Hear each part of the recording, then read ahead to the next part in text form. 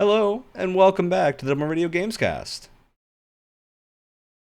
Woo! Hi. Oh, I didn't realize I that was think an usually you introduction. say something after that. I like I to was leave waiting like for a that. second for people to vocalize something.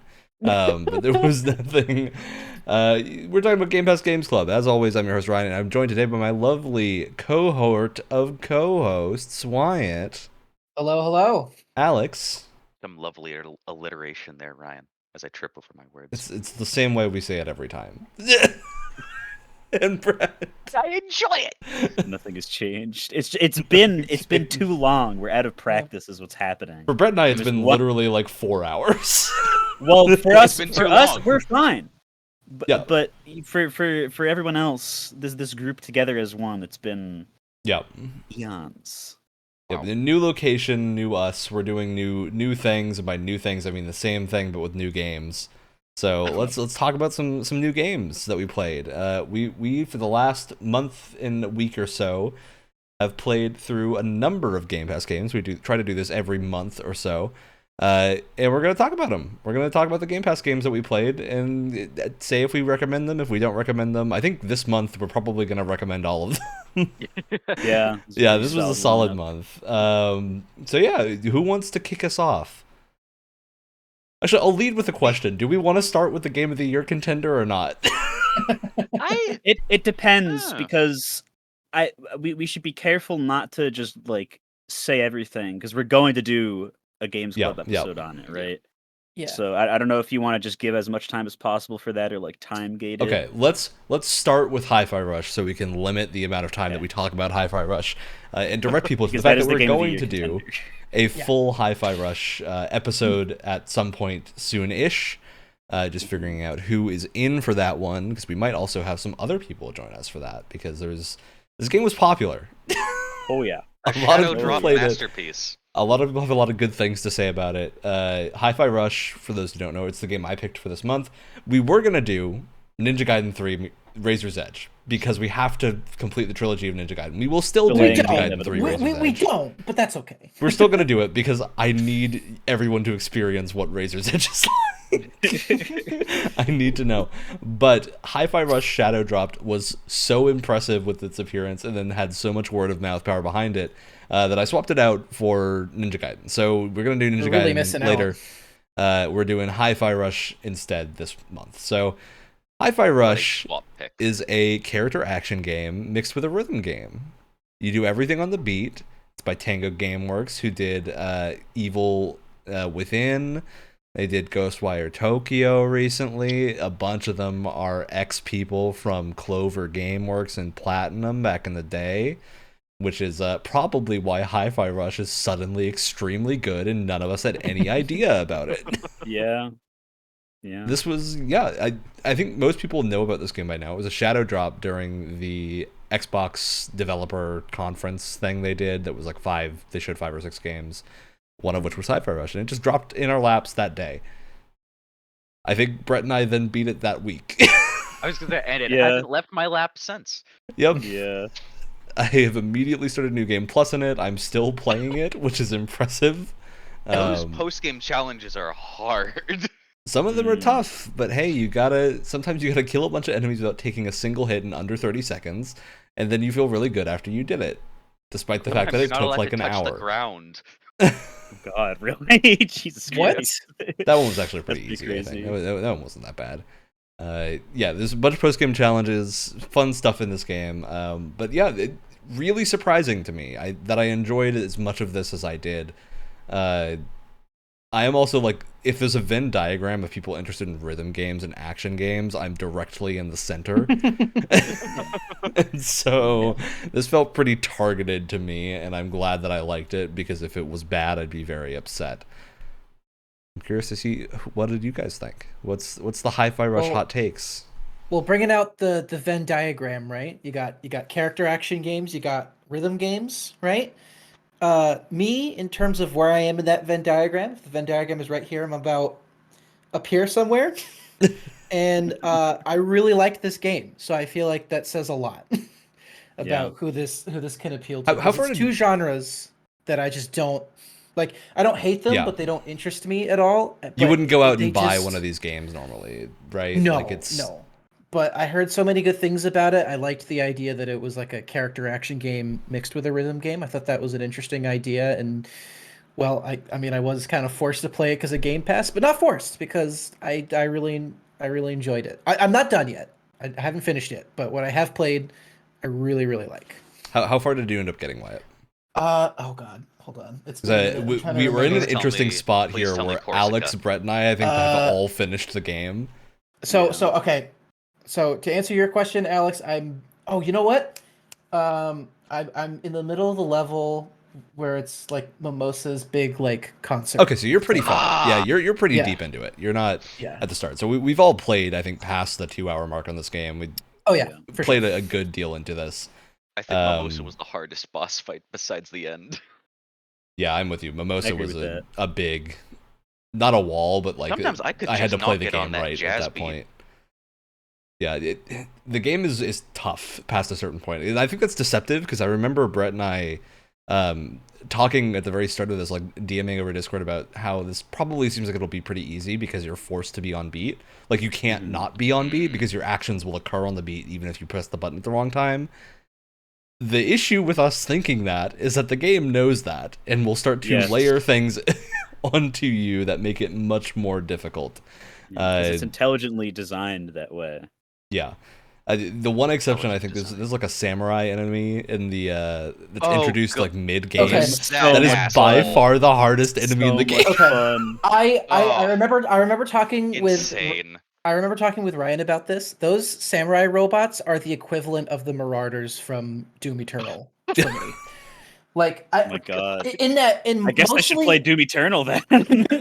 mostly in that it feels like you're really supposed to take them on one, and so you kind of just have to Mhm. ignore them and take out everyone else first, while this guy is just pestering you the whole time. And I did not find that very enjoyable personally. It just felt kind of annoying. Yeah, I like the fight with like, it as if a I- mini boss, but Yeah, it's a fun mini boss. But trying to fight it plus all of these other enemies, they don't really mesh well together. And you I just just think kind of it's have to introduced ignore it. early for sure. That particular enemy I think is the hardest enemy in the game in terms of like Mhm. basic enemies, and it's introduced first of like all the special enemies. Maybe you fight? that or the bird. Yeah, I've never Maybe had a not the single bird for problem with the difficulty, but bird. sheer annoyance. The bird was the only annoying enemy that there was. I don't think I ever even took a hit from the bird. Well, there's also only like 2 birds in the whole Yeah. game. Yeah, There's like 10 samurai guys. They I love to don't do think I bird fought a things. bird yet. They're pretty it's late. later. I It's don't pretty remember, late. yeah. Okay. There is one in the Mimosa fight. And then. Yeah, well, we'll talk specifics later because I don't want to spoil the ending or anything of this game. But this isn't a game that has a bunch of surprises in store. This is not something that's No. going to be like subverting your expectations for the most part. It's a classical action romp, Saturday morning cartoon type thing, and it's great the whole way through. cartoon, the art style too. What fantastic, wonderfully reminiscent of the Saturday morning cartoon. Yeah, some of the They- best like They pull 3D, off 2D. cell shading with such style, and Yeah. like what you just said with 3D, 2D. There's a lot of cutscenes in the game, that are between sort of like the mission start comic book esque cutscenes. Yeah, Then you have 2D Saturday morning cartoon esque cutscenes, and then 3D cutscenes with the models. And the way that they transition from each style is so cool. It's Yeah. seamless. It's The crazy. transitions are so cool. Yeah. for sure.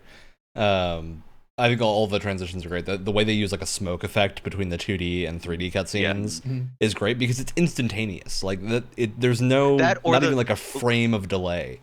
Which is There's the perfect. smoke effect for one of them. There's also you getting your face absolutely pounded by that one robot knocks you into the third Yeah. dimension. Yeah, lots of really good transitions. I think something else this game does really well is that we don't talk about a lot in other games is usage of licensed music. Yeah. Because there's a lot of games that will have licensed music, but it doesn't. Like you could have had a different song there and it wouldn't have mattered. With Hi-Fi Rush, like you feel why they picked all these tracks and built these fights around the music rather than just making the fights Yeah. and then picking music that fit. They designed it with music in mind, and then got that music. So And with the music in mind, they also have a streamer mode too for people who are yeah, streaming that has the game. their own versions and the of music, tracks the that are music also really that- good. Yeah. Oh, It's great. It's- It's such a cool. there's so much feature. quality to it. And that's another thing. Like the quality bar here, I don't think I ran into a single bug for my whole playthrough, and I've kept playing past it. No see the one look on cares, Wyatt's Wyatt. We face right know. We know. What did you do? So I'm looking through my notes here, and I think the only major bug that I ran into was that for some reason the first cutscene, the audio and the video were a little desynced. It was fine after that. Like in game was fine, all the other cutscenes were Weird. fine, but it was like a half second off, and it was really weird. And I thought at first I was like, okay, maybe it's like the animation stuff. I don't know. I was like I wasn't really sure if that's what was happening, but then I compared it to another cutscene that I had after that, and I was like, okay, no, this looks fine. So there was something funky going Some weird on. startup. Wyatt, Some weird issues. stuff. Wyatt, you're Um, made of magnets. I think I had like something, and none of these were like Ghost of Tsushima level. Like, where the heck did this come from? I love that Kind your of Ghost of bar Tsushima is for another bad notoriously bugs is buggy Ghost of game. Tsushima. Hey! With me, it's legitimate. That's the thing. Yeah. The wild thing. We have proof. We have video evidence of all the problems Wyatt encountered. I It's swear, insane. at some point, we should just take all of the footage that I have and like compile it into a little compilation and just throw it up on the channel or something Yes. like that. Yeah, that'd be Just to funny. like make sure people know I'm not kidding. I wonder if that'll get more views than our other video that I won't spoil unless we transition into it. I think. Okay, and I think the only other one, again, these are tiny. I think the only other one was there was a sign. Oh yeah, it was like a cardboard cutout of a Zanzo. It like got the physics got caught in like a corner, and it was kind of jiggling back and forth, and it just flew across the room at like light speed. I'd argue that's intended behavior. Oh, wait. So on one of the features of there's so many like little quality touches in this game too that make it insanely charming. Did you know? So I was doing the New Game Plus things. If you ignore the hint refrigerator robot, he chases after you. Yeah. That doesn't he say like, "Oh, you really don't think you need He has me?" or different something like lines that, too. Yeah. If you Yeah. depending on how long you ignore him for, his last line will just not give you the hint. Yeah. It's great. No, It's really you don't need it funny. anymore. I'm not going to Yeah, give it that's to really you. funny. I also got to give this game props for having the gumption to be a game released in 2023 and have unlockable cosmetics at the end of the game that you can't use beforehand. Yeah. And not like a small amount of them. There are like a ton There's of a- costumes for every character that you unlock. Also- to beat the all of game. them look good or are silly. Yeah, I'm rocking the Cosmic Cat T-shirt, and also, being a complete game. Mm-hmm. Yeah, Please. it's like that's the other thing. I think there was a lot of speculation when this first got revealed, and people had to wait a little while to get their hands on it until the end of the day. And people were like, "Is this going to be like a short game? Is this going to be like a small bite-sized thing?" No, this is a full-ass game that I would be happy to pay full price for. Like, it's of the scale that I am fully confident saying I would love this game if it were full price, and it's not even full price if you don't have Game Pass. It's This is it's is insane why value. this is why things like live service infuriate me, because this game doesn't need it because the quality bar is just so high. Like, obviously not every single game is going to reach this, but I would argue against what you said earlier, Ryan. I know you were talking about like the story when you said that it wouldn't subvert your expectations, but mine were subverted in that the overall like level of care and effort put into every single thing to make it the best it could possibly Yeah, I'm be with you on that. was such that like I don't like even if it didn't have all the extra like cosmetics and it was just like getting a high score and a chance to see some different like dialogue or whatever, I'd still be replaying it, I think. Yeah. Because the game is just so fun, and yeah, the story doesn't throw like brand new stuff at you, but it's told like so like funnily and It stupidly. really doesn't doesn't need need it. to. Yeah, with It the doesn't Saturday need to. morning cartoon stuff, it's like the dialogue too is so Yeah. it's corny in such an entertaining way. Not to keep ragging on Forspoken. Gonna say It we doesn't- have to Oh, mention keep ragging on Talking- Forspoken. Talking about Don't stop. ragging on Forspoken, it's not like I don't like doing it, but it doesn't bring me joy to. It feels like it's we're beating a dead horse at this point. It's like kicking a child with polio. I don't like to do it. But But you do?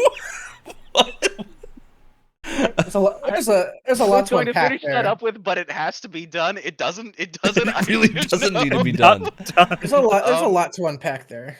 But it's oh god, yeah.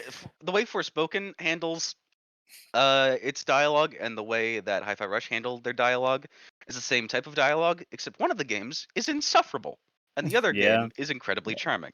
Yeah. Yeah. I think that it's a 'cause- fair point there that the writing in Forspoken and Hi-Fi Rush is along the same vein.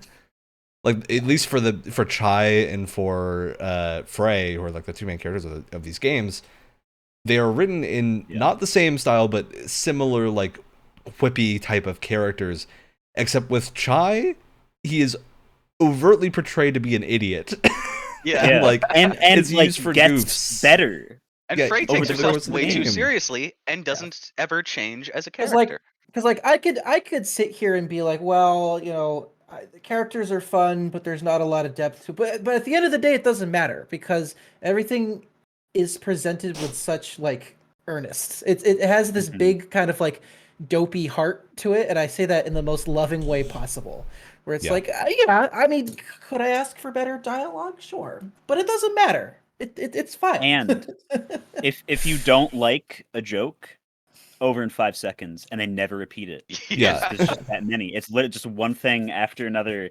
It's like, oh, if the phrase didn't land, then we're just gonna have slapstick comedy for the next like 30 seconds, and it would just shove in like, oh, do you like JoJo's Bizarre Adventure? Oh my Here's God. a whole character. Do you like Xenogears in 2023? Here's a whole Here's a cutscene. bizarre Do you like cutscene Twin reference. Peaks? Here's like 4 things from Twin Peaks in this game about hitting people with a guitar to freaking indie rock and roll music. Like, Also, I think everything. one of the bosses, and you'll know, unfortunately not why, but you guys will know which one I'm talking about. I think one of the bosses is a Cyberpunk reference, like a Cyberpunk Edge Runners reference.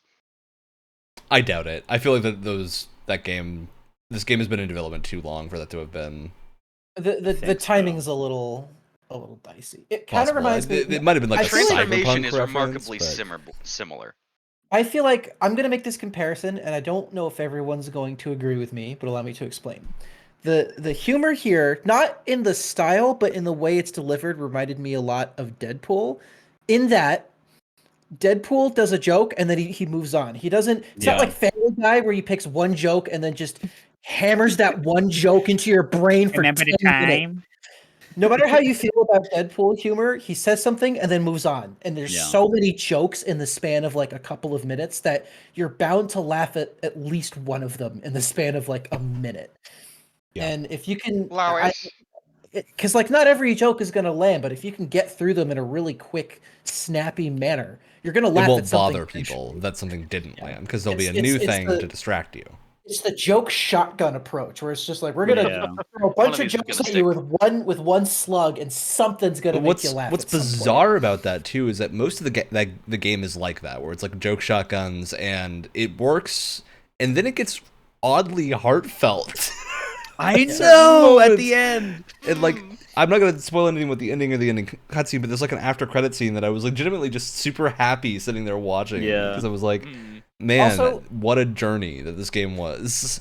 This game was kind of like for me personally, and I'm sure for a lot of other people and everyone in this cast as well. But it was perfectly timed for me because I have been dealing with a job where management is less than stellar, to put it lightly. And Very so the fitting. fact that this game is a giant middle finger to just corporate overlords was so satisfying. Yeah. Lucille is like my favorite character because she kind of has my Oh, job yeah. sometimes. That's She's great. just so over it. She doesn't care. Rockstar. Yeah, like of all the characters in this game, she's the one that I identified with like Yeah. the most. Which is good because she keeps appearing. Yes, it's very great funny. every time. Every time she Yeah. showed up, I like had a little giggle of glee because I can't wait to Yeah. see what she's gonna say next. Oh my god. Also, Seinfeld reference. Yeah. All right. The oh my god, the company name, I can't even remember what it's called off the top of my head. Not But I know what you're Vaughn. talking about. Oh my god. Nope, Not not quite. Vaughn. Vandalay. Vandalay. Vandalay. Yes. Yeah. There's a couple of other bullet points I want to hit on. First of all, animation. Like, incredible facial animation the entire way through. It doesn't stop. It's always amazing.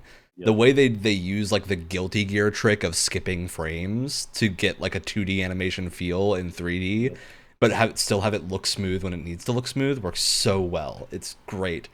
Yeah, love all the animation all the way through, and it's so charming. This is so bringing up Forspoken again because this game has been compared to it a lot, but here's because my they biggest released right takeaway. around the same time. Like Forspoken Right. came out, and then Hi-Fi Rush dropped like a few days later. And everyone No. talks about how they're the polar opposites of each other in many ways. But the thing that stands out to me the most is that Forspoken and Hi-Fi Rush is a perfect example of the difference between a big budget and a well-utilized budget.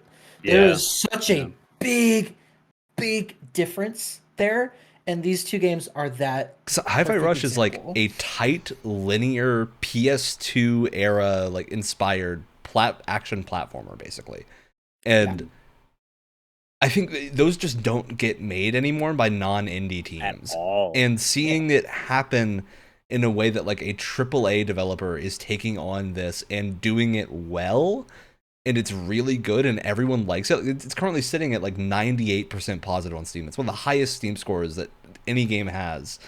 It's incredible. It's like reviews came out for this game and are all incredible. I would hope this is a signal that not every game needs to be huge, big budget. Yep.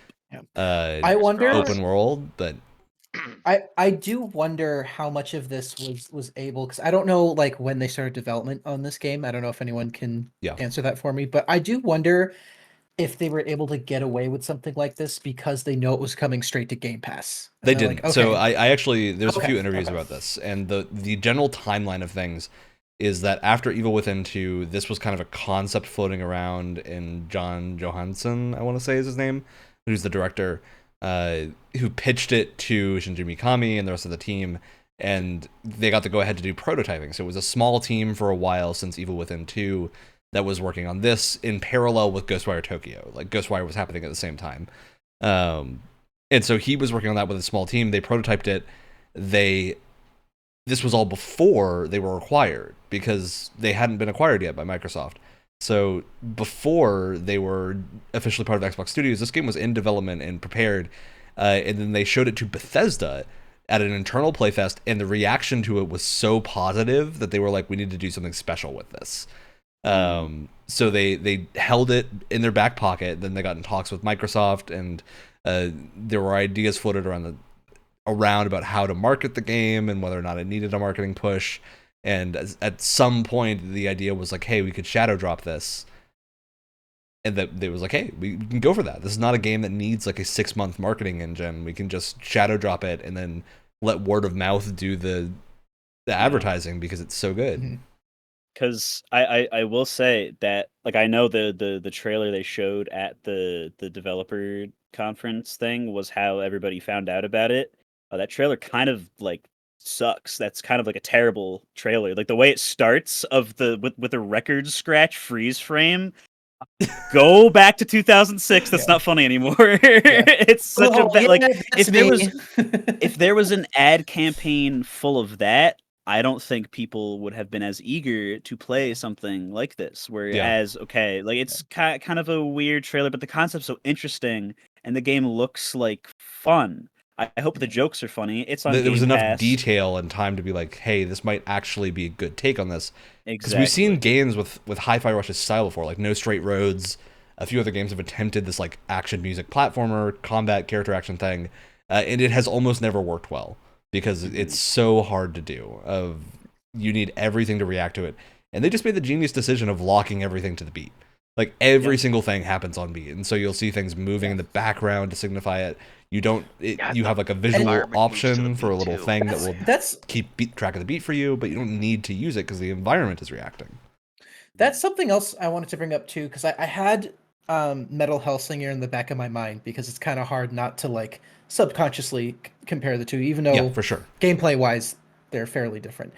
I feel like this game, both in terms of its gameplay and its like, especially its environment design, embraces the rhythm aspect far more. Like Way it felt more. Yeah. it felt like in Metal Hellsinger, it's like, oh, we're gonna have some flames coming out from these skulls or whatever to the beat, and that's kind of it. But like here, it's like enemies health attack crystals on pulse. It's like beat. paint lines on walls are like pulsing. Yeah.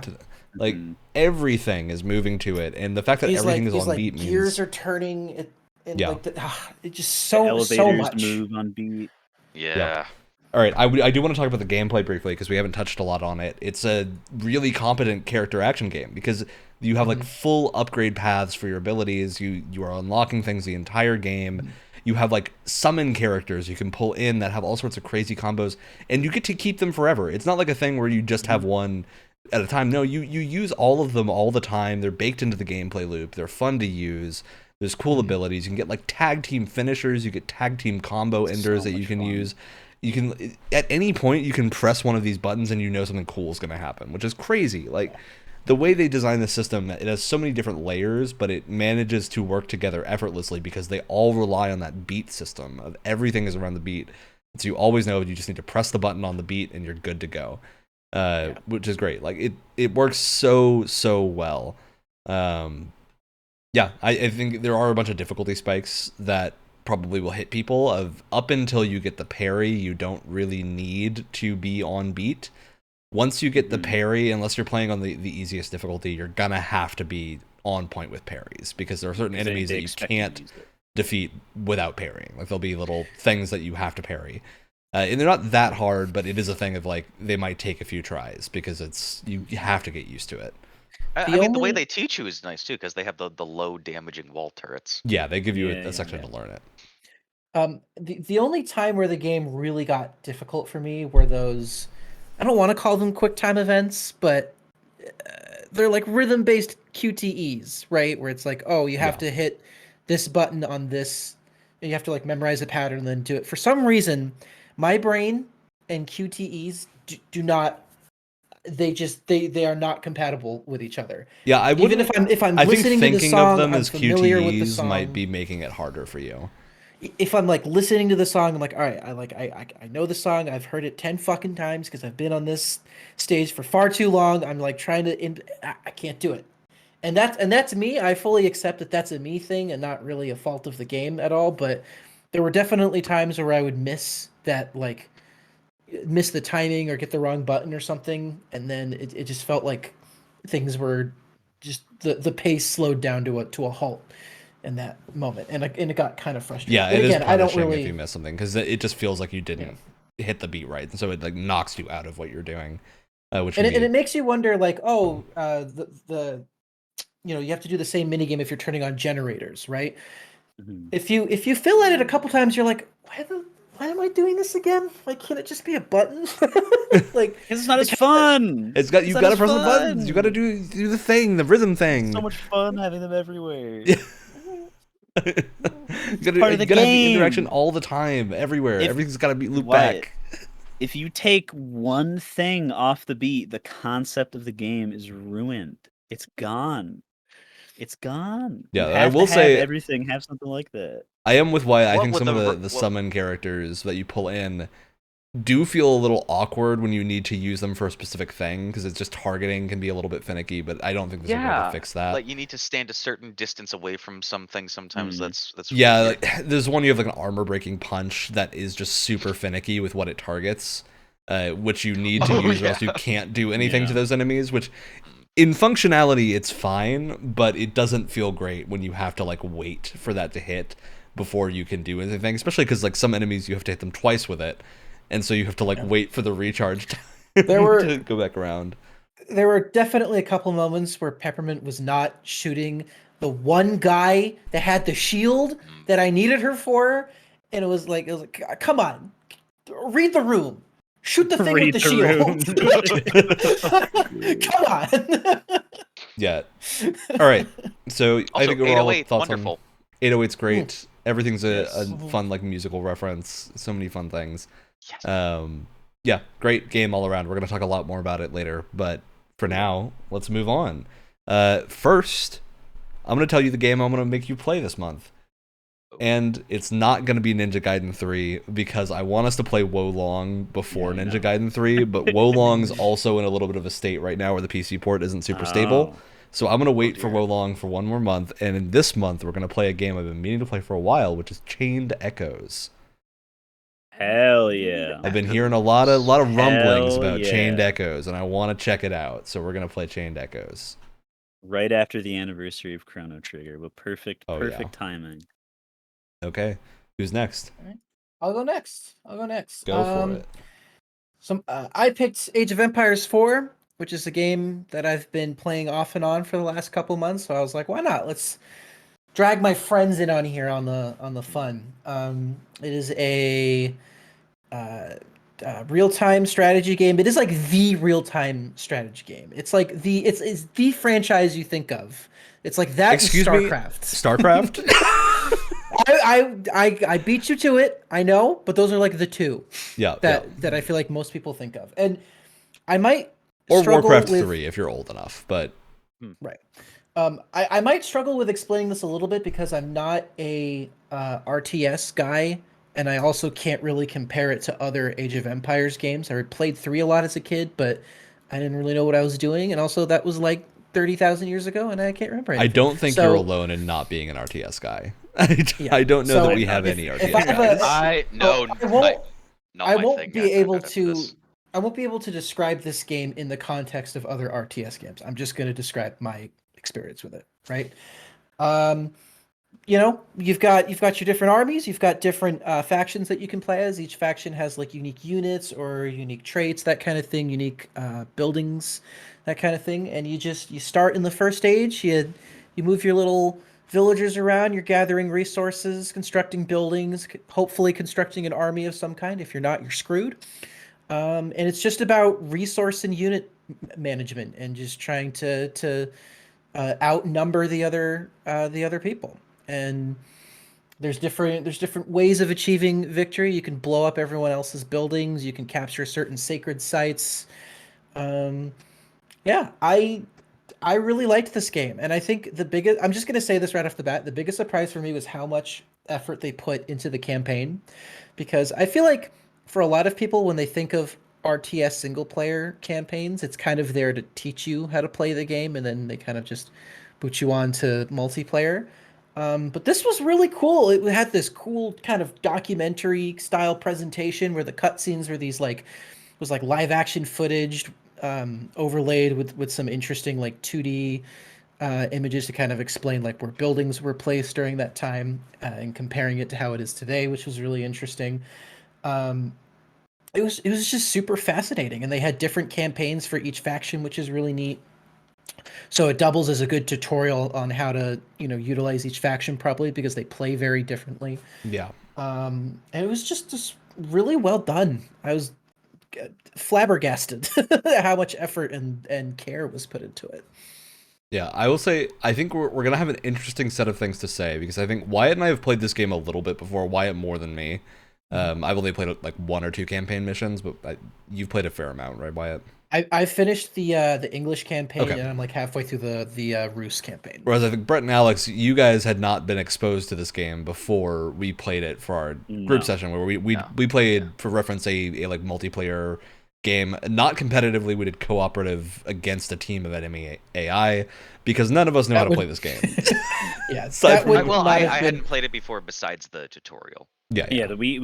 I will say I did the tutorial and I felt confident that I knew was going to happen, and then like a week passed, I forgot everything. Yeah, And we started for the vast majority. Because I not only had I never played this game before, I never have touched. I've played one tactical RPG before, and it was like for babies, and was nothing like this at all. And so we started the game, and I was like, okay, cool. So first I and I just didn't know. I didn't know what to do for almost the entire. I was like, I really hope I'm doing this right. I'm just gonna keep making more guys that have swords Which is and exactly horsemen, the same and as I'm my gonna keep experience. them alive. Because I So played you have the Brett's campaign tutorial experience. like a month ago. No, God. like 6 months before we actually started. I did the tutorial right when we had picked it before we played it, so like 3 or so weeks beforehand to remind myself. Forgot everything by the time we were playing. The only reason I managed to like stumble my way through enough to get an actual army there was because I'm familiar with StarCraft, and so it was like I knew the vagaries of RTS of like, okay, I need to like have an army at some point. And even then, I just had a big doom stack of things. I didn't do tactics. Yeah. It was just a big And lump. I had the benefit of when I was playing this game before recommending it for the show. I had a friend who was playing with me that's really good at this stuff, and so what we would do is we would play multiplayer match, or it's like a against bots, and it would be like 2v2. He would go off and do his weird builds and just try all sorts of stuff because he knew what he was doing, and that just allowed me to kind of figure out how economy management works. And so I had a lot of time in him giving me kind of tips and tricks, and it was the same guy that was coaching me on Elden Ring. Fun fact, very same person. But he was just there. Like if I had questions, he'd be able to answer them, or like if I had any questions on like strategy and stuff like that, he was able to answer them. So it was, I feel like I had an extended tutorial. But even then, I would not say that I'm very good at this game at all. Yeah, I would say. Oh, go ahead, Alex. Beginner experiences like Brett's, and then you have beginner experiences like mine for people who I feel like this has happened to me with one other genre of games before, but I don't remember it offhand. But apparently, RTSs don't let me play them. I was not able to complete, or complete, quote unquote. I was not able to win the tutorial after doing everything that they said to do on the easiest difficulty. Was it like a bug or like? I don't know. And it's like I recognized that it was teaching me things. Not a single thing wasn't sticking internalized at all. Yeah. I couldn't understand any of the game's logic, even though I knew what it was saying at me. And then when it came to our multiplayer session, it was just like, yeah, I will say I think I'm Age so of Empires lost. is I'm a in the bad middle of the introduction forest as a alone. first RTS. I feel like I think if you're looking to learn an RTS, I feel like StarCraft 2 is probably the easiest to just get up and play because the campaign is very narrative heavy and leads you in very easily, where you're getting more complex as missions go on and not starting with everything. Whereas Age of Empires is so interconnected and complicated, where like you have to have your supply lines working, you have to have things building constantly, you have to have scouts going, you have to have armies going. You're micromanaging a lot more than I think base level StarCraft, not high level StarCraft. I think it's probably as complex, but base level StarCraft feels a lot easier to grab a handle on. Whereas Age of Empires, it feels like you're having to do a lot more at the outset to feel like you know what you're doing. Yeah. This is the kind of game where like if you even have one villager sitting around not doing anything, you have issues with economy like across the board. Like I think, and that's one of the only issues that I have with this, and maybe that's just because I'm not like super familiar with strategy games, but if you are not at peak efficiency 100%, you fall behind so quickly. It's like you have one little villager just off in the corner, not doing anything, and it just feels like it affects everything, which is really interesting, and it really keeps you engaged minute to minute, which is why like this should be a podcast game for me where I can have other things going on, but I can't. I can't have any other distractions. If I'm playing, I am like in it 100%. And if you're also like me, you're someone who has ADHD, that's either going to be really great because it's constantly engaging you and there's tons of little things to remember and that really works for your brain. There are also people with ADHD like me where you get so overwhelmed, you almost like shut down and you're you get like, like squirrel brain where you're like, what's going on? Yeah. Yep. And that's what happens to me sometimes. And it's like if you are not peak efficiency with every aspect 100% of the time, you fall behind so quickly. And I feel like I guess it just kind of depends on the kind of strategy person, like strategy fan that you are. But for someone who's relatively new, it felt very punishing. I honestly think, Wyatt, you just described the appeal of MOBAs. Because the appeal of MOBAs is that they're RTS mechanics, but you're only keeping track of one unit at a time that you're controlling, and the rest you just kind of need to look at the map and get a handle on. So you remove a huge amount of complexity with that, where you're like, instead of having to keep track of everything, I'm keeping track of one thing really well, and that I think is a lot easier to approach for most people. That honestly sounds like I'd still hate MOBAs. Yeah. Oh, I don't play them anymore either, but I think it's a reason why that genre is so popular compared to RTSs. Yeah, and I think that appeal, that definitely, like, it has its fans, but for me it's like if there's no breathing room, especially for beginners, I a lot of the time will just be like, okay, nope, done. Like, especially in the beginning where it's like, which is again why I liked the campaign mission so much, is that I felt like they gave you that breathing room, if even though it can feel a bit artificial at times. And if you continue to play the campaign, it introduces a lot more things to you other than just the basic tutorial. It continues to teach you different tactics about, like, how formations work and how trading posts work and how you can it gives you a lot of tips on how to make everything as efficient as possible. But that only goes so far, I think. I was gonna say I also think I was not able to finish the Battle of Hastings. There were a couple moments where I was stumped too. Like, I'm not. Yeah, that's not. Yeah, it is what it is, and I think There's a reason RTS games are niche. They're not appealing to everyone. It's a genre that I've always wanted to really like, but a lot of the time it just doesn't compute in my brain because there's so many things to remember and keep track of and, like, optimize, that it's the equivalent of playing, like, for me, it feels very similar when I play, like, Metal Gear Solid 5 or something, where it's like I can tell this is really great, but it's so mechanically dense that I just kind of get lost in everything and I just stop. I mean, it almost feels like a fighting game in some ways. So, like, bizarre comparison, but I think it's the same, like, barrier to entry as fighting games, where there is a like wall between learning the game and having fun that you have to bust through, or else you won't have fun. Like, you have to learn enough that you don't need to constantly check a wiki, because you can't, because it's real time. So you have to, like, be able to get to the point where you can have fun. And I think for a lot of people that's just not an enjoyable process, and so they're not going to want to do it. And I think that's why, like, RTS games in general are not the most popular things in the world. But Age of Empires 4, I think it was a fun time from what we had, but I also don't necessarily feel an urge to keep playing it. No, me neither. I would say, because I feel wouldn't like say it's a bad game either. I want to keep playing it just because I feel like I'm, like, right on the cusp of really getting into it. Yeah.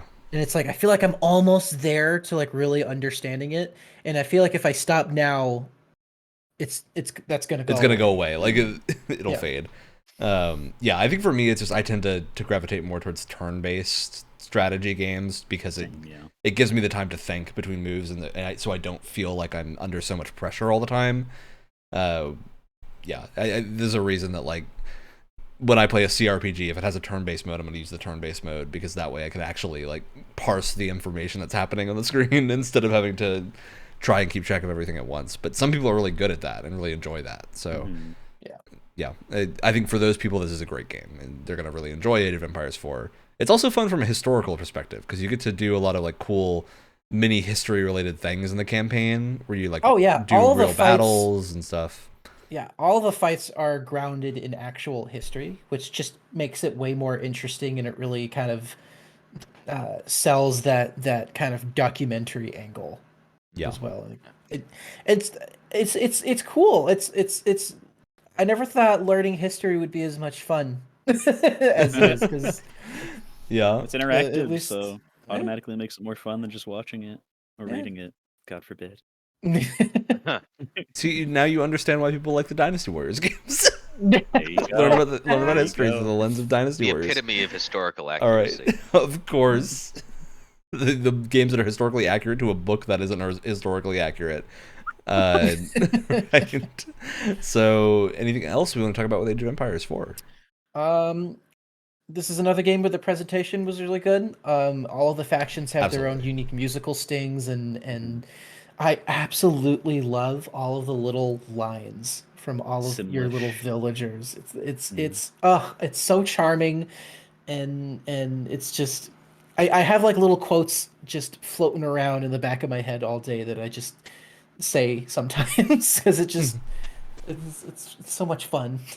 It also looks very good. I don't think we haven't really talked about how good this game It's looks. very It is a pretty. very Good. pretty looking RTS. And it I- runs really well too. I was kind of Yep. surprised because I was expecting like all those like genuinely well modeled like tiny units when they're all bunching together. I was expecting at least like a frame drop or for it to make my laptop really hot or something. But I don't even think I had just turned the settings down from ultra to like medium or something. And that's always what I do.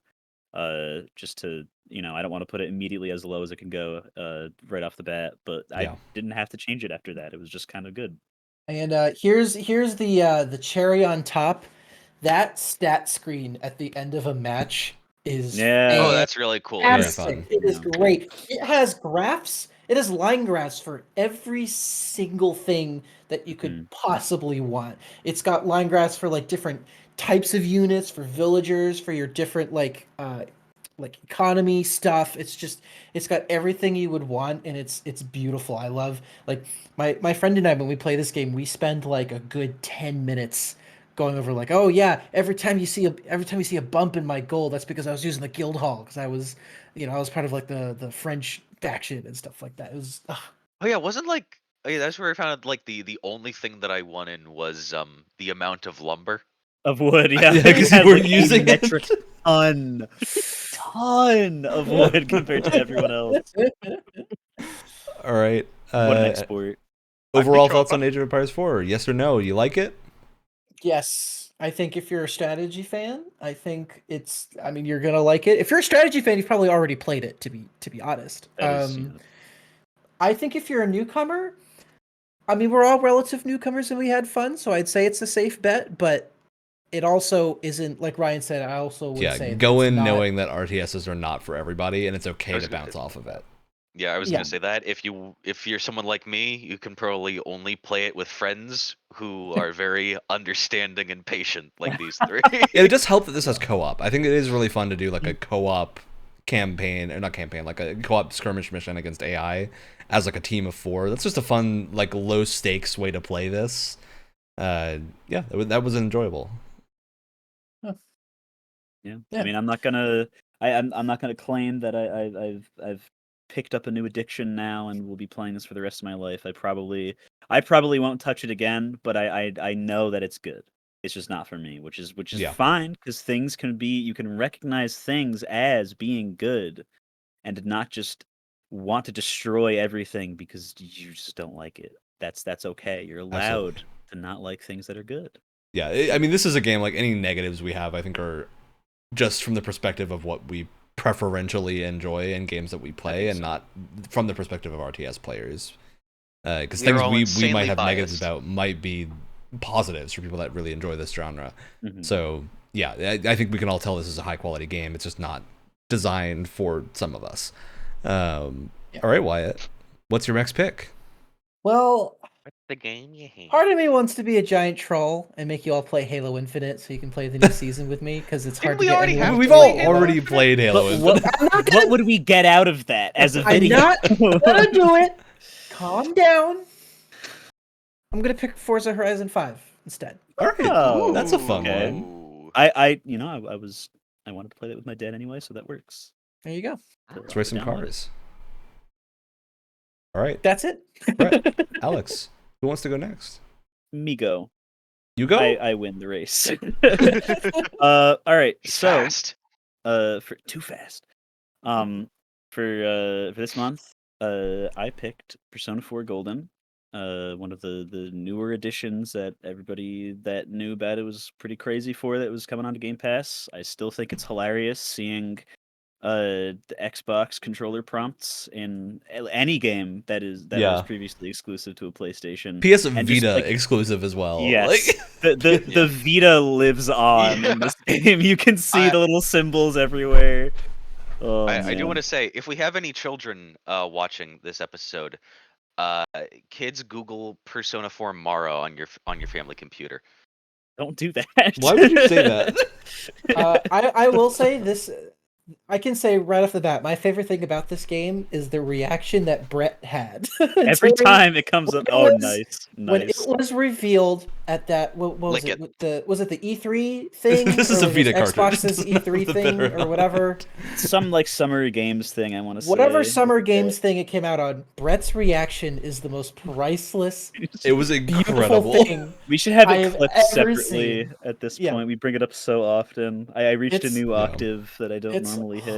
you were Because hitting Atlas notes and I didn't know making you could like hit. good decisions are not always next to each Sometimes. other. Sometimes. Yeah. But one of the good decisions was, Persona 4 Golden already had a pretty solid Steam port. So then I would assume relative to, other things, they probably didn't have to worry Well, about. because changing they were it announced at the for same Xbox. time, roughly. So they announced them coming to Yes. Windows, and the Steam port had just Well- just happened, and then they were like, we're going to bring them all to Game Pass. Yeah, it was pretty recent when the Steam port came out. But good that all the games are playable and that Persona 4 and 5 look great, but poor Persona 3. We're not Stuck gonna with a talk about portable that one. menu based. Still a great Uh, game. Just play the PS2 version if you can. Yeah, but yeah, I especially wanted to try to gauge everyone's thoughts here because we did the first hour-ish of Persona 5 a while ago, and we Yeah. had that discussion.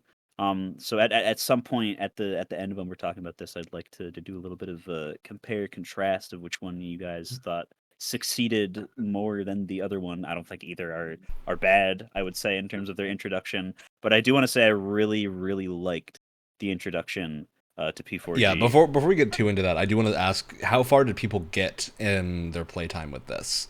I got through 2 hours, which is not enough to get through the prologue.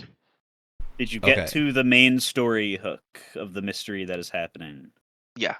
The TV? Okay. Yeah. Yes. Yeah. Okay.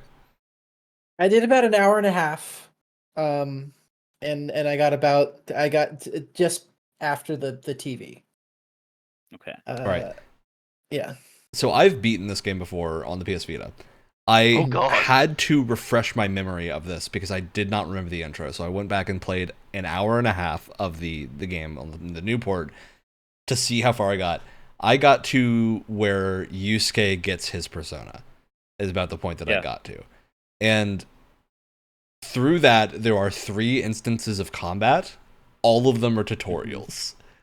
So I will say, I think in that regard, the intro to Persona 5 is stronger because you have gameplay, Mm-hmm. a like significant amount of it close to immediately, whereas here it's a slow burn. But man, the vibes of Persona 4 are impeccable. Exactly. One of my That's- You know what? I have to say, I don't like the intro cinematic as much as 5. The music isn't as catchy to me. Watch the in I- the menu. You can watch the one for the original version. That one's better. That one is Ah. better. I So agree. one of my notes here, and I guess it's not necessarily like a bad thing, but because a lot of my notes are just writing down like what I'm feeling in the moment, which is pretty normal. But I just wrote down this feels like a visual novel. Like there really Yes. hasn't been a whole lot going on, and I guess Feels like a maybe that's kind of the JRPG. point. I guess maybe that's kind of the point, but I guess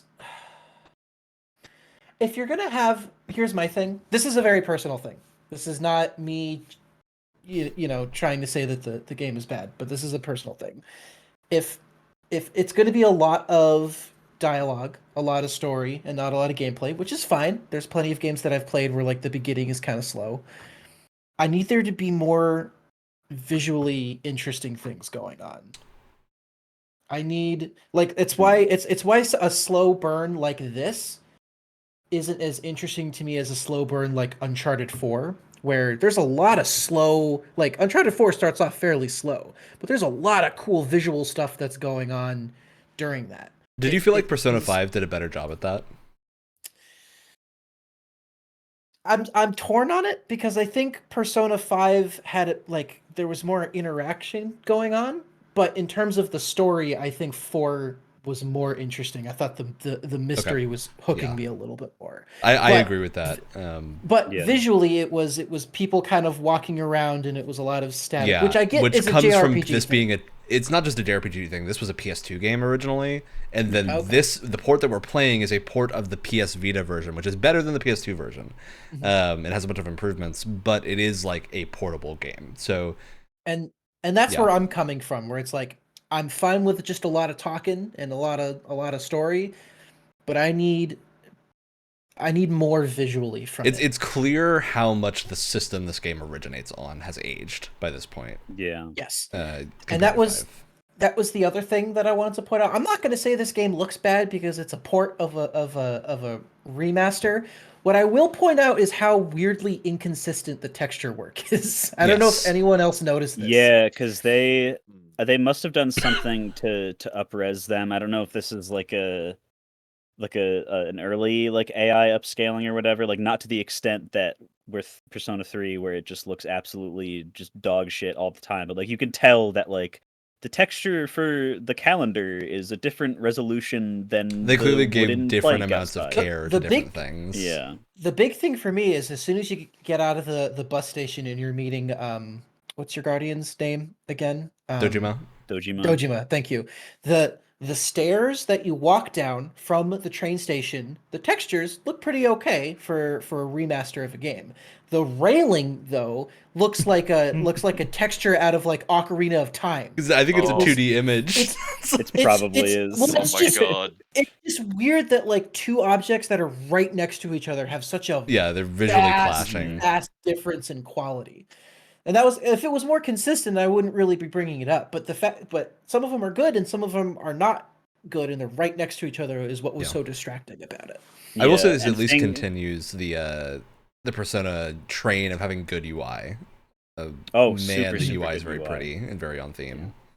I wish just because so many like other remasters are doing it, I wish that P4G had like more visual settings to, if anything, make it look older, because I feel like if you have at least it would be PS2, consistent.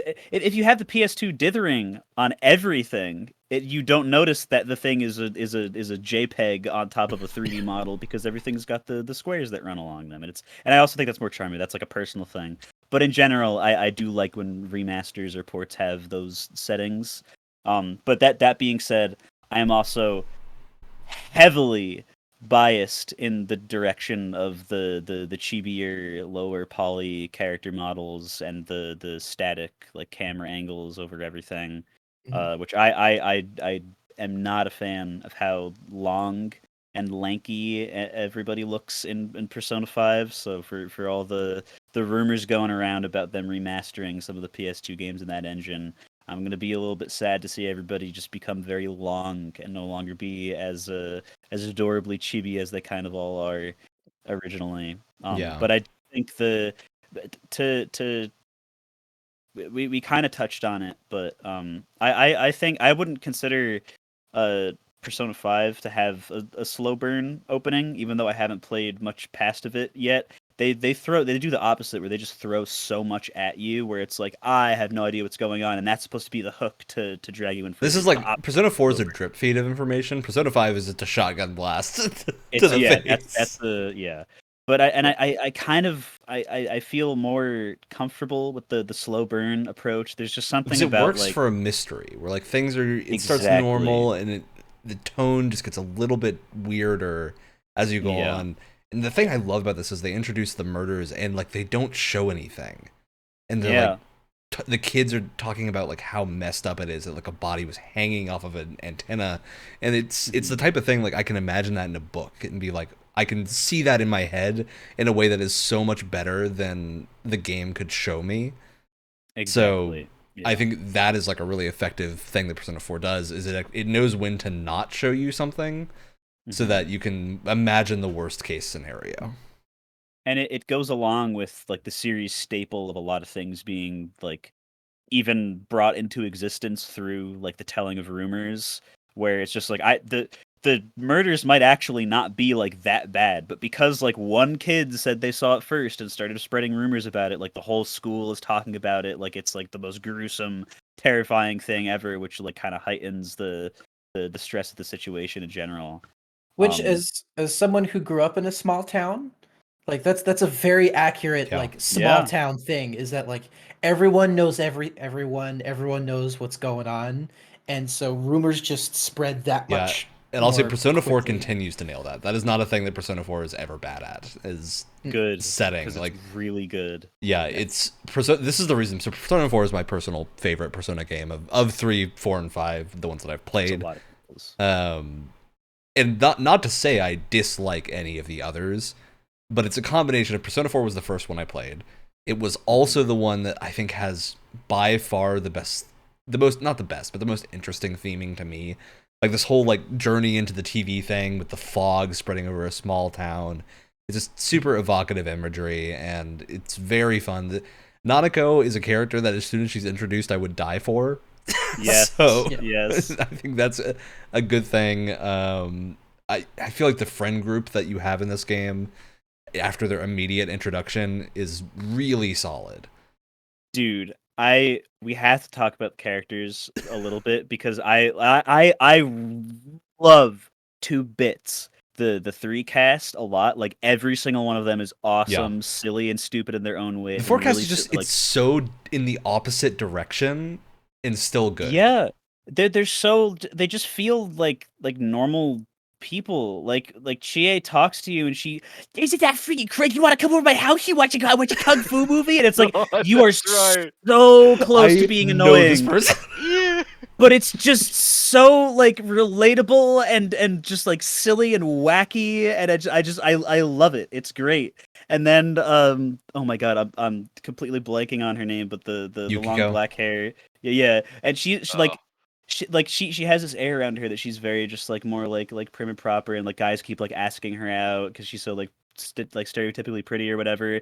But then like she'll just like schizo laugh at something that wasn't funny, and everyone else will be like, why are you laughing at that for? And she'll just like have to go into like a laughing fit, and everyone else is like, oh, Yukiko, all right. And it's just like, this is so weirdly specific. And what I also love is they introduce Brett. I assume you got to Yusuke's shadow fight. Yeah. That central conceit of like. For Wyatt and Alex, who may not have gotten this far, it's just past where you guys probably stopped. It's because I was going pretty quick. So for me, it was an hour and a half. I would bet if you're playing at a normal pace, it's probably about 2 hours to 2.5 hours. It's the central conceit of your party members is that they get their abilities by confronting their shadow selves, which are the bosses that you fight. And so it's like having to confront the darkest part of yourself and realize that it is still part of you, and having to accept that and learn how to cope with it. And then the reaction that there is to the other people with you that see that part of you and how they react to it. And so it becomes more complicated because it's not just like you're confronting this yourself. It's your party members are confronting this while the rest of the party is there and having to like come to terms with their secrets being out. Yeah. And it's really refreshing.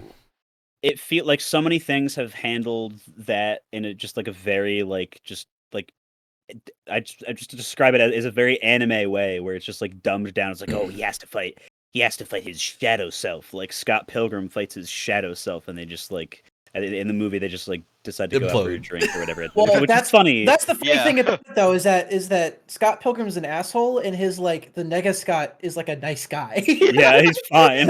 Hey, remember to keep your personal links up and kill people with the power of friendship.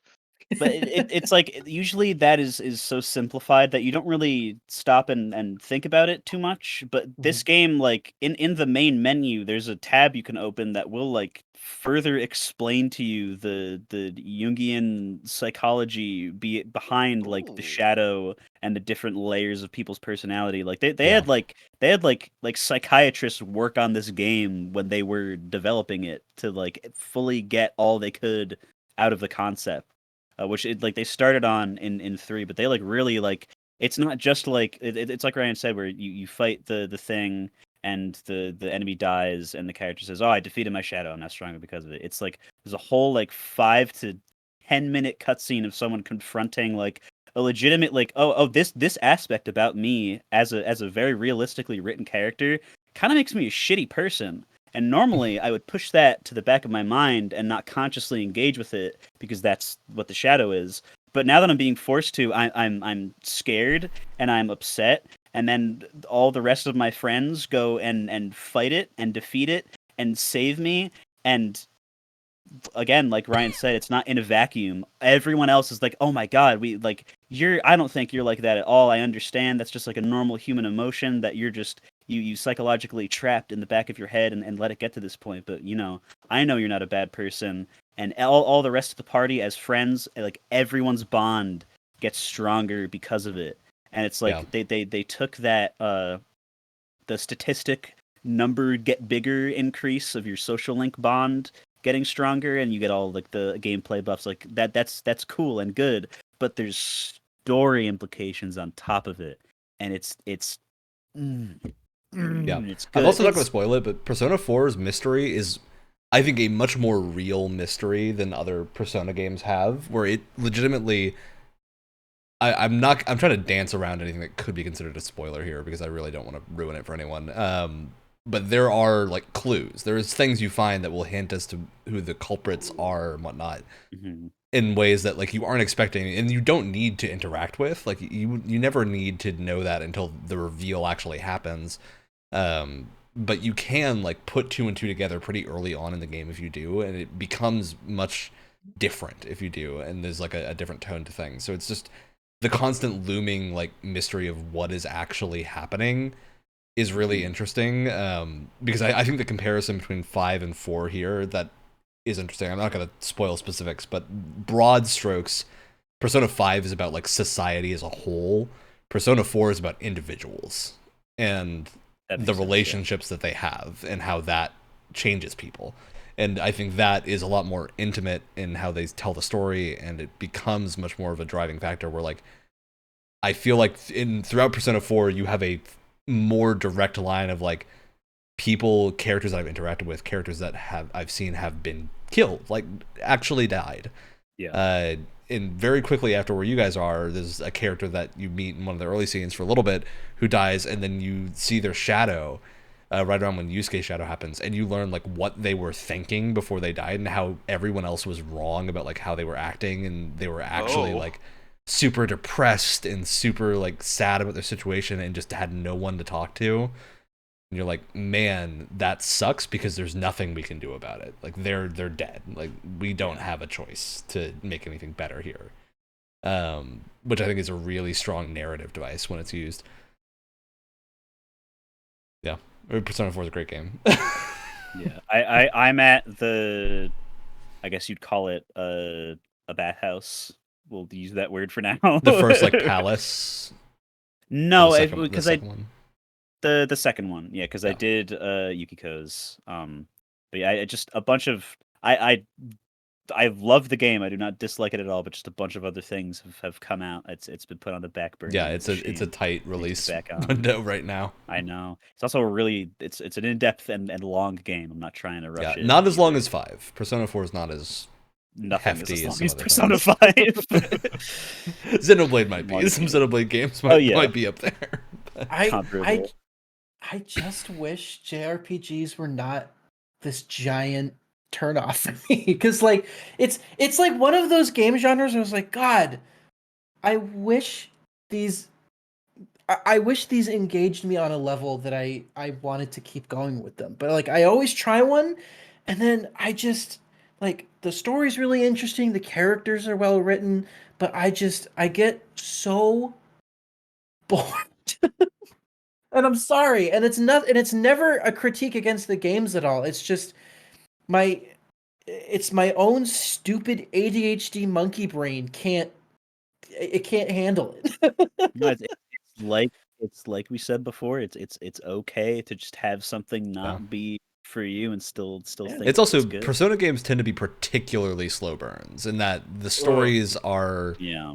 big fans of rising tension, and so they start relatively simple and get more and more complex, and by the end it's like a freight train that isn't going to stop until it hits something. Yeah.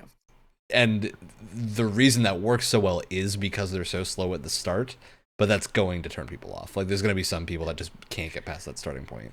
It's Yeah. because I've had this conversation with people before where when I tell them it's like, oh, I'm really into like narrative games, and then they start asking about certain JRPGs, and I'm like, they never end. They're like, but that's like all story. What are you talking about? That should be like, it's like, yeah, but it's visual storytelling is what really gets me, and this is a lot of like text heavy story, which is fine. It's just not what It's more book engages my brain. Yeah, it's just 'Cause not what engages my brain. Persona It's games why- tend to have legitimate like prose in them and not just Yeah. It's why something I always go back to Naughty Dog, but it's why like Naughty Dog style narrative games get me so much, is because they lean so much more into movie style storytelling, which is just what I just massively prefer, and it is a little frustrating because it's like I know I'm missing out on so many great stories. It's just I can't. The visuals of it is just something I can't. I'm curious, Wyatt. I want to take a bet now. Are you going to be a Final Fantasy 16 person? It is an action RPG. I It's said to be very cinematic. Final Fantasy games are also about a third of the length of a Persona game, generally. Mhm. They are much closer to like standard unless you're video playing game 15, length. which feels like the game never Oh, ends. Even though 15. you want it to. Throw it in the trash. That Don't game even is- count that. Dude, we don't I talk mean, about I did- 15. I mean, listen, I did like 7 Remake up until it made no goddamn sense anymore. So, I don't know if that's a That solid reaction, indicator. the fact that you say it makes no more sense anymore makes sense why you didn't like Paprika when we watched it. Well, Okay, Persona's even but- more confusing okay. because Wyatt hasn't played the original to have the context for what's going on. Yeah. there's no- Because Okay, they but- did but not tell also- you that you need to play the original to have the context for what's going on. Yeah, I didn't play the original It's not a 7, thing that which you is can be why blamed for. I didn't play the original 7, which is why so much of the ending was complete nonsense to me. But I don't know. I'm interested. It looks cool. I to be honest, I haven't seen much about it, but I was like, yeah, I might pick it up. I don't know. Yeah, okay. We'll revisit this conversation once it comes out because I'm so curious to know if it's going to be If it's- a Wyatt game or not. If it's more along the lines of 7 Remake, I'll probably like it, and it won't have. It's probably going I- to be more along the lines of 14 expansions, which I think you would like. It's Okay. just as if the gameplay was not an MMO, I think you'd like it. and like the heck was I just gonna say? And it's not like 7 where I kind of have to have experienced this whole other story Yeah, to understand fully what's new going game. on. It's a clean slate. Yeah. And Yeah, it and the won't- point it I'm probably making with won't that is that frustrate me the same way. JRPGs are not going to change No. for people when we Hopefully use not. If them. Octopath Traveler is anything to go by, they are not. Look, Octopath Traveler is its own situation. We'll talk about Stay Octopath over Traveler there. 2 at some point because I ended up picking up Oh. Octopath Traveler 2. It's much better. I It is a always- much better game. But I've heard, yeah. let me put it this way. I will like if this kind of situation happens again where we have another Games Club or a Game Pass episode where another JRPG comes up, I will always go in with an open mind, but I will 99% of the time get really bored. yeah. You're trying. I'll also say that like so that's Persona okay. I'm doesn't open-minded. introduce any interesting gameplay in the first 2 hours. Legitimately, like, Yeah. your gameplay consists of choosing an attack or a skill from the like 4 that you have, maybe, and that's all you can do for the I next had 2 one. hours. I had that very early like combat encounter where Once the nothing Pokemon happened. You style just- monster catching loop you just- happens, then you might be interested. But that's a little bit later. The Uh, only turn-based like RPG that I've ever gotten into was South Park because it's South Park, and that's literally the only reason I was into it. And it was so genuine, like authentic South Park that it was funny enough for me to play through the rest of it. Yeah. All right, Alex, I'm curious about for you, did the narrative here hit with you? Are you invested in this mystery? I think something horrible has happened to my attention span. Oh no. Oh no. I really want to like it because I see like explanations of the Persona games like 3 that I haven't played yet, so I don't spoil things for myself. And the story is really cool, but I don't know if it's that I have other games on my plate that I'm doing, or just other things in my schedule to where I can't find or I'm constantly interrupted to the point where I can't find a good enough chunk of time to stay invested into the game. Like the 2 hours that I was able to play it was like I had to replay the first bit 3 or 4 times because I didn't get to a point where I could save because it was just that's something interrupted I'll be constantly. happy for JRPGs to do away with, is save points being the only way to save. At least have like suspend saves or something. Yeah, suspend. It's I don't know. Technology and constant screen time and things have shot my attention span to the point where I wasn't able to get invested in it. Yeah, I will say it also, this is a game that it feels particularly bad to play on PC, because on a console you generally have at least the option of going into like a sleep mode and keeping the game active while you're doing that. With PC, it's like you have to close the game to do other stuff. So you're going to be really restricted in how often you can play, like what amount of time you can do it for. Yeah, well, speaking of like keeping it closed and doing other things along with it, that it was, because this is like a PS2 PS Vita game. This thing was heating up my computer like to cook eggs on it. Wow. Your computer might be dying a little bit, Alex. That might be a problem. You might need to get thermal paste for it. I can play things on ultra settings and it'll be fine, but I don't know what's up with, because it Maybe doesn't it's do just that not for using other the fans people. I'm properly. assuming now. There's so much text that your PC just can't handle. Yeah, it's really just overloading on rendering the text. It's too much. That All right. that railing texture was so terrible that your So PC's like, high-def. I don't know what to do with this. What am I supposed to do? Yeah. Okay, well, that's our Persona 4 talk. I'll go around the table one last time and say, would you guys recommend this to fans of JRPGs or normal people? Do you think this is like a game that would be specifically for someone who's already into JRPGs, or do you think this would be an okay first experience with JRPGs? I recommend this to two groups of people: people who like JRPGs and people who have the attention span. People who like That's books fair. might have a I good time I here. would If you like recommend books, this. But I hate books, and I like I- it. I'd recommend this to the me who could play Chrono Trigger I see. back Yeah, when my you mind like was 5 years ago. poisoned. Yeah. It depends. You know, I feel like by this point there's so many JRPGs that cover so many different things where like you can be a huge JRPG fan and have never touched a Final Fantasy game, and that is completely valid because Yeah. there's so many other games that like you'd be missing out on something that's foundational, but also you wouldn't really be missing out on that much because there's so much else to play that's taken from them. But like if you are interested in the small town vibes, if you like if your mom's one of those crystal people, and you like pointing at the screen and saying like, wait, I know that symbol from The Rock, then you might enjoy Persona. No, sorry, finish. I there was something I wanted to ask you guys, and I just remembered what that was. But finish what you were gonna. I'm done. It's over. Okay. The tarot cards in the very beginning, are they Yeah. the same every single time you play? Yeah, Like, are the readings the exact same? they are. They are.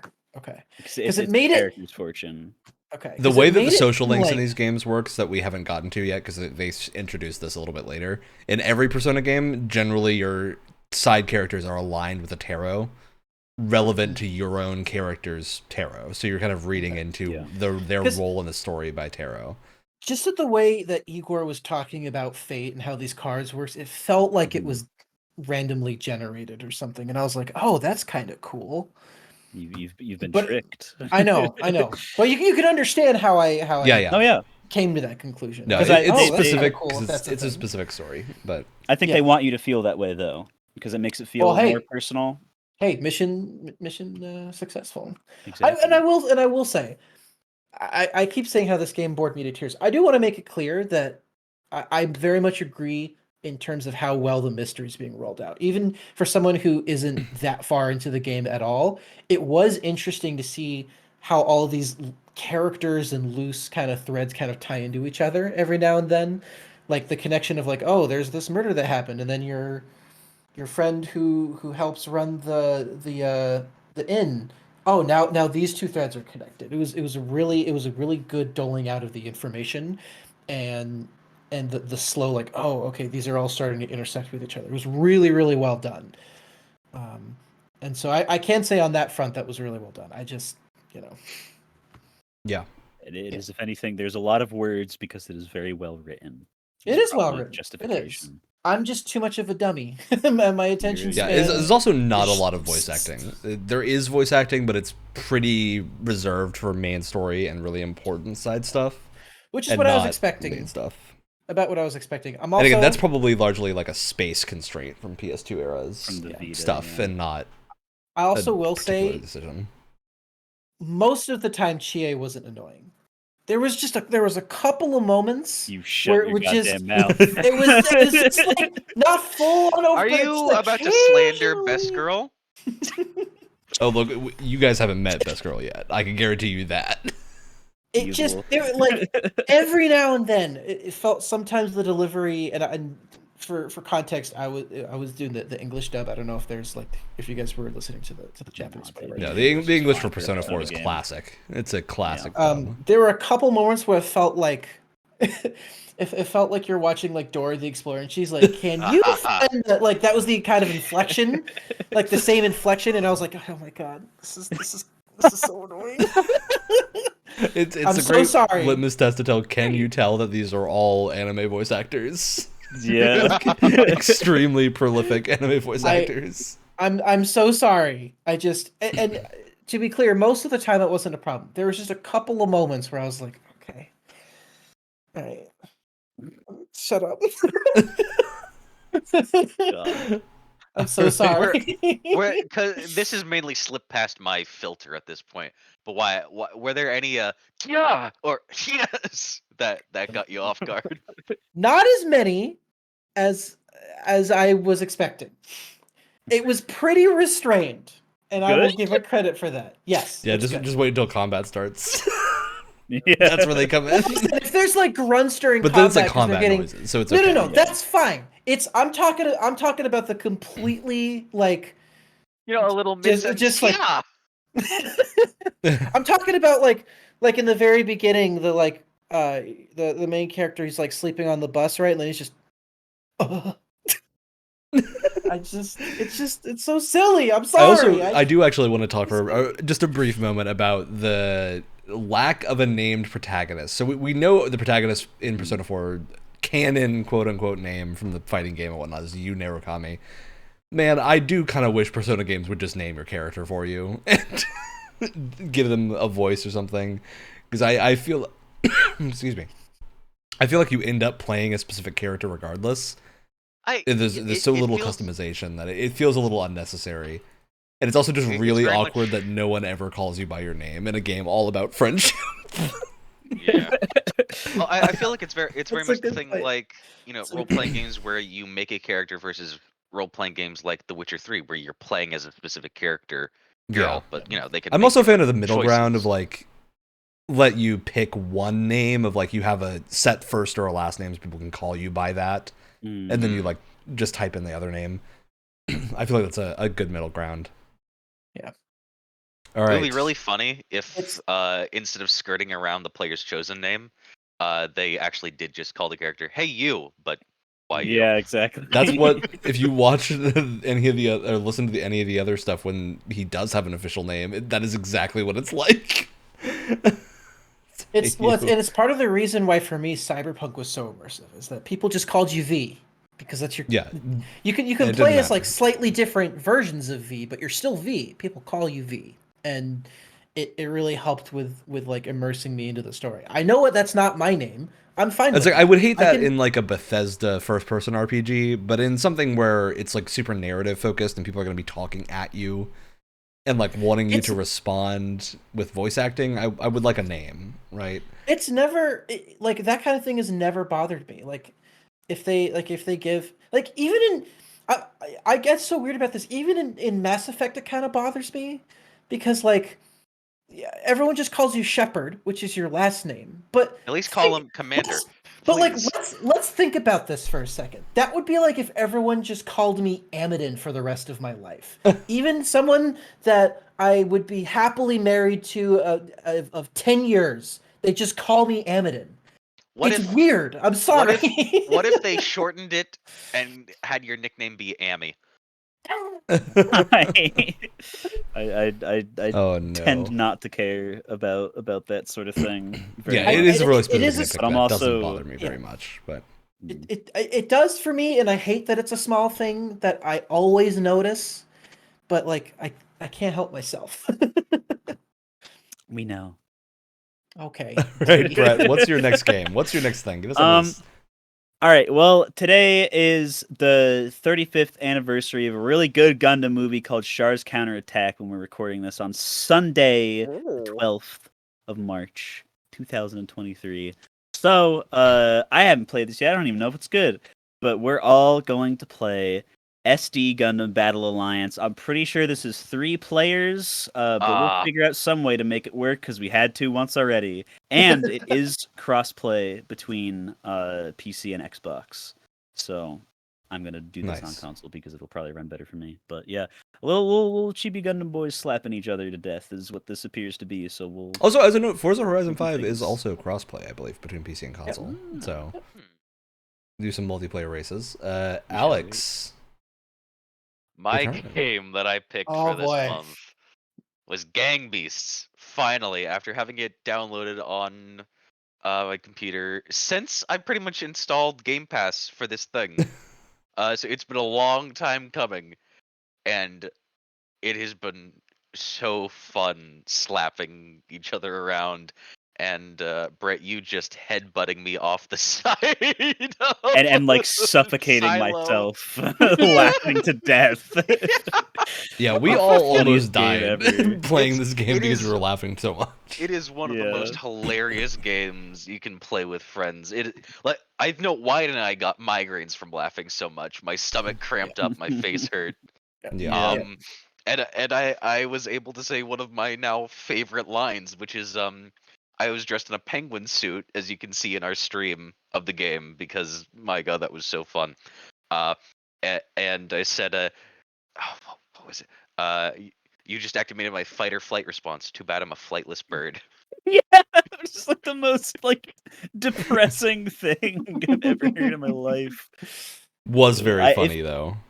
If you are someone who is listening or watching right now, and you have not seen our VOD of us playing Gang Beasts, you have to, because it is just if you imagine the scenery that we are all in the same padded cell together, it changes nothing. It changes nothing because it is just insanity for like an hour, like a solid. Like we were planning to do other things immediately afterward. We were gonna do Age of Empires right and after. Gang Beasts It was in a not going to row. be possible. No, it didn't too happen. We were having too tired. much. Yeah. we were So the stages are so fun and interactive. Mhm. Yeah. That boat was phenomenal. That boat was Easily. so fun to play in. Yeah. God, there's Before we continue, we should The we should meat we should pits. say what this game is. I Oh don't yeah, think you've right. actually- So it's a multiplayer fighting. It's a game. party fighting Is it a game. brawler? It's like a Party party fighting fighting Party game. game, yeah. like Party a game, party game physics-based brawler. party game. Yes. Yeah, very very much. There's not like combo. I guess there are kind of combos you can do, A like little bit. the flying jump kick. But most of the time, it is flailing your arms around, and trying to learn how to climb up the side of the subway wall before you get run over. Yeah, before you get trounced.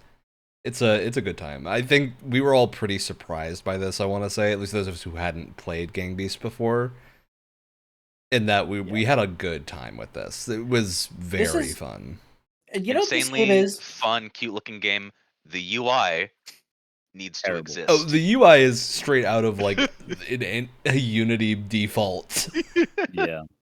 Yeah. It's not great. A lot of the UI elements looked very similar to the kind of stuff we were all dealing with in college.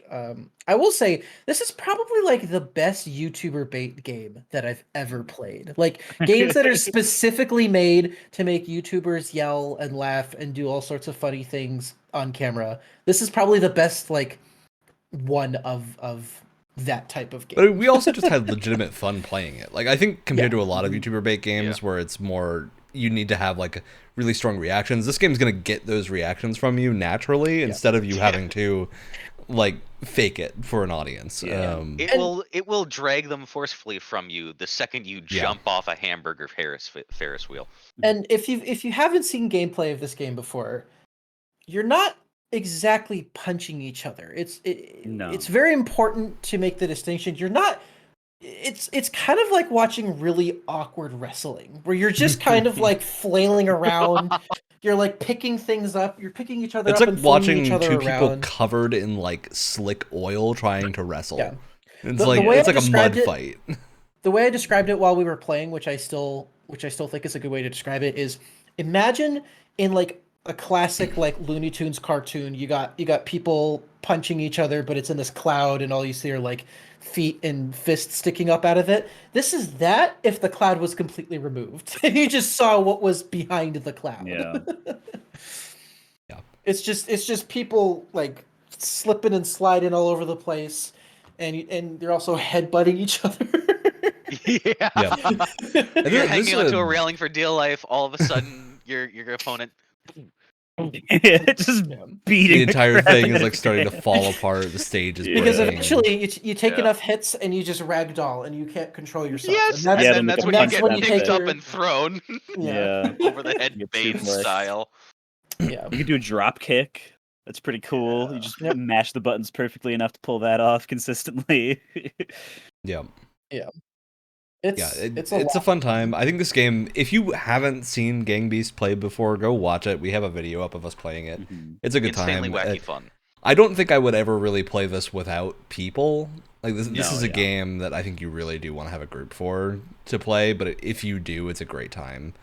Yeah. Speaking of having a group, we ran into like randomly online matched people in the first game that we set up. Yeah, we didn't know how to set And a it was, custom game, so we went online by accident after we all got in Another a thing match. with It the was still pretty UI. fun. That's weird. I think as long as you have someone else that you're playing with, you'll have a good time. But yeah, Yeah. there was clearly there are some people that were clearly, though- much better at Gang Beasts. There are somehow pros at this game. Yeah, the people we were playing with were kind of sweating their nuts off a little bit, which was kind of weird. It was really fun to watch, though. Oh yeah. Like he took to dismantling the elevator cords expertly. Yeah. Yeah. Yeah, which is a trick I He then had just use. jumps up, pulls himself up Down. through the vent. He had that down to like a mathematical formula. He knew exactly what to do. As if he had done it hundreds of Hundreds. times before He perfectly. min-max is dropping the elevator. So Yo. weird. Oh my god. Ugh. That's the thing with Gang Beasts. There's not a ton more to say because all we could really say Yeah. is it's a very simple game. It's got It's an very appealing blunt. art style. You know what it is when you get involved with it. You're gonna have a good Yeah. time for however long you play it. It's also worth pointing out that this game would not nearly be as much fun if the stages weren't good. Yeah, And the Yeah, stages that's are They good. got Yeah. really wacky and creative with the stages. Some of them feel kind of basic. It's like, oh, here's like a platform here, you walk up some stairs. But then they introduce crazy stuff like, oh, you're on this boat. The boat is slowly sinking, and there's sharks hopping onto the deck Yeah. of the boat while There's you're the And levers fighting. also- you can pull. Yeah, there's Yep. like levers that you can pull to manipulate a cage that you can get in and be safe from the sharks until it sinks. Yeah. Yeah. Or like, oh, you're fighting on top of this truck, Matrix 2 style. Then all of a sudden Yes. these signposts are coming in and Mhm. hitting you off the truck. It's great. Yeah. Oh, you guys remember the train level, right? Apparently, if train you was do fun. make it for long enough, it go like the cliff ends and it flies off. Oh my The- god. That's great. Track. That's awesome. That's fantastic. Or one where there's a Ferris wheel and you can get on the Ferris Yes. wheel and all of the carts start to fall off the Ferris wheel. And Like so the just, cars like, start to really fall speed off up. the Ferris wheel. The planks on the boardwalk can be flipped up and things like that. Yeah. Same thing with the lighthouse just losing its flooring. Yeah. Yeah. Yeah. God. It's a good Oh. time. Yeah. That's. I don't know if we have other things to say about Game Beast. I think this gets a Yeah. solid recommendation for being a Game Pass Yeah. game. Get three friends and beat the Get crap a out couple of friends each play other. it. It's great. Don't play it alone unless you, I don't know, No. really want to. That's a strange decision, but I'm not going to judge you. I will. That's why I'm Brett will. That's what's for him to I didn't do. know you were gonna Also, say that. also, there's a bunch of different customization options that you can Oh, make yeah. costumes. Yeah. Tons for. of costumes. That's Like fun. I just wore a penguin onesie. Brett, what was your guy's name again? I think my name was like Officer Feces or something because it just looked like a giant like man made of shit with a riot mask on. I think that was my character. Ryan was a sea captain, Yeah, That's Sea right. Yeah, Captain. and I That's was great. I was a Construction worker on a porn set. I had the stash and everything. Yeah. Or you could rip each other's helmets off and throw them. And Yes. Yeah. So here's the weird thing: if your helmet gets knocked off, it like flies in one direction and then comes hurling back, like it It's just great. domes you. Fantastic. Funny. Flawless. I don't know what you're talking about. All right. Alex. What's your pick? Unfortunately, I don't know if we've talked about this officially since we haven't done a podcast in a while. It feels like, but we saw some unfortunate news about a studio that I had a lot of fun with, Linceworks. Yeah. And so I thought in honor of them, unfortunately, not in honor, in remembrance of them closing. I wanted us to play Origami 2, and it has a multiplayer feature that they say Ooh. they are keeping up. It's not gonna Good. come offline. Yeah. I know that I need to do some testing. I know you can definitely get 2 people in the same map. I don't know if you can get to 4 though, but I'll be checking that. Yeah, I'm not going to play some duos. We'll get into The it. maps when are we play big it. enough that you could get 4 people in them, I think. Yeah, I agree with that. I don't know if they'll allow it, but I haven't checked, so maybe that will be possible. All right, that's our games for Game Pass Games Club. We're gonna have a regular episode next week. We're gonna talk about all the news that we've missed, which is a fair amount from the last week. Linceworks shutting down, some other random selection of things, and then we'll have an additional topic go along with it. You know the drill. That'll be next week, and then we're back into the groove of things. So we're gonna have a great time. There is one little twist I want to throw at you all at the end of this Game Pass Games Club. We got a storied month coming up with a storied day known as April 4th. And what better day to talk about Anthem than April 4th? So we're gonna, not actually on the day April 4th. I would like to release our Anthem talk on April 4th. So we're gonna play Anthem at some point. In the next couple of weeks. So just to have that in the back of your mind, get it downloaded. You all need to be primed to suffer for your failure. That game's not good enough to have cross-platform. If I could, is it? I think it might be. Oh God! If I could take a quote from the main character of that game, if I could just take a small quote, get glitched. Look it up. No. No. Why? It does Anthem You're kidding me. crossplay? Oh, it's That's not a real- crossplay compatible. That's a real What a line shame. of dialogue. They just yell, "Get glitched." I don't want this on my PC. It's a virus. You're gonna have to download it on your PC. All right. Well, that's the episode. As always, Tuesdays at 7 p.m. Eastern Time on the podcast platform of your choice, YouTube and Twitch. Check out the episodes there. We do things. I'm excited. So, let's need to play 2 mech games this month.